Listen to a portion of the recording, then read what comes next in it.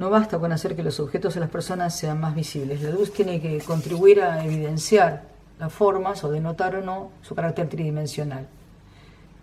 La luz y la sombra tienen igual importancia y se revelan una a la otra.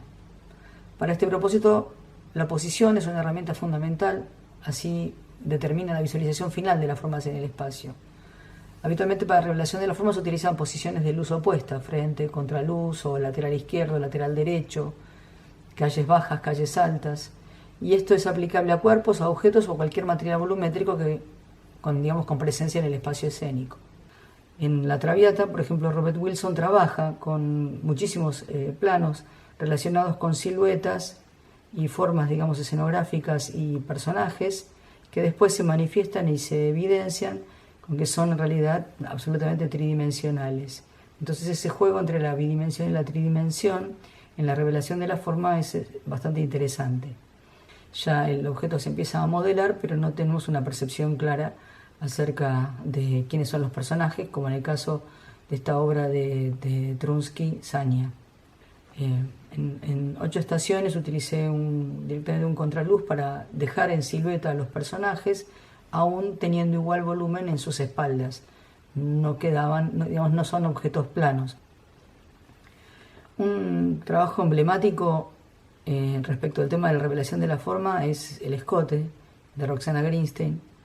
Esta obra en particular trabajaba sobre la modulación de la espalda, y entonces lo que había que tratar de lograr era que los músculos de la espalda se pudieran percibir claramente, así que había que hacer un trabajo bastante delicado relacionado con que los personajes no se dieran sombra entre sí, que se ocultara lo que tenía que ocultarse, que pudiera manifestarse esa modulación formal en la espalda. En algunas coreografías, uno de los sistemas coreográficos más comunes es lo que llamamos Shimbuster, que es una calle lateral baja que justamente lo que hace es evitar la luz en el piso y modela perfectamente a los bailarines. Los bailarines quedan como una especie de línea negra frontal en silueta recortada a través de estas dos calles de luz que modelan perfectamente toda su volumetría. En algunos casos esos elementos pueden venir bajos o pueden venir un poco más altos y van también modelando siempre lateralizados en la composición, o sea, paralelos, es una luz paralela a la boca del escenario.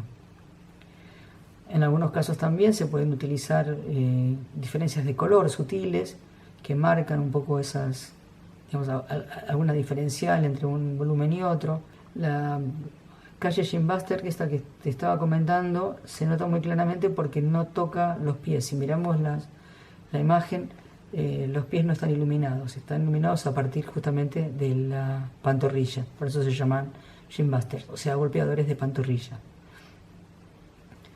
En algunos casos, cuando el cuerpo está desnudo, el tema de la musculatura es importante y bueno, hay que cuidar un poco el tema también de los colores de la luz en relación a eso.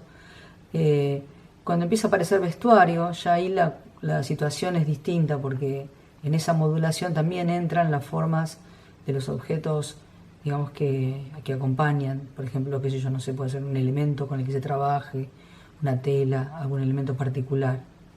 Entonces, en ese sentido después se acompaña en términos de coloratura o en términos de direccionado, que es lo que modelaría mejor y diera transparencia a las telas o los materiales con los que también se trabajaría, en términos de opacidades y translucencias.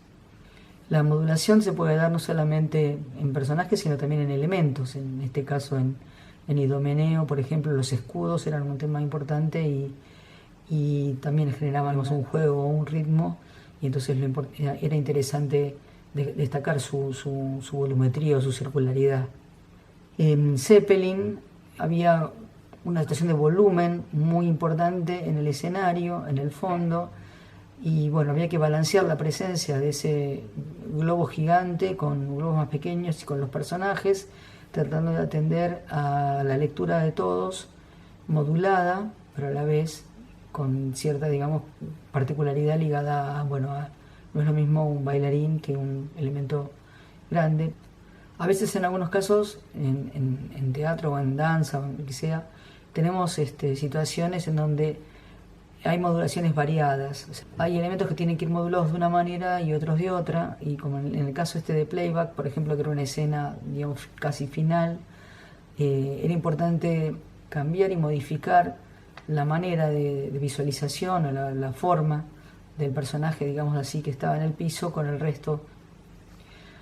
En algunos casos, para la modulación o para la revelación de la forma, utilizamos esquemas, por ejemplo, pictóricos, como por ejemplo en el Cordero de Ojos Azules, que se trabajó con una idea de barroco, y entonces tanto la modulación como la volumetría se tomó un poquito en referencia de Caravaggio, el golpe de luz con un golpe de luz principal y un segundo plano, y como contrapartida podríamos decir que viendo el espectáculo de Michael Jackson del Circo du Soleil, lo que tenemos ahí en términos de revelación de la forma sería la silueta o el dibujo dado a través del vestuario y una línea que simplemente grafica a los personajes que están bailando.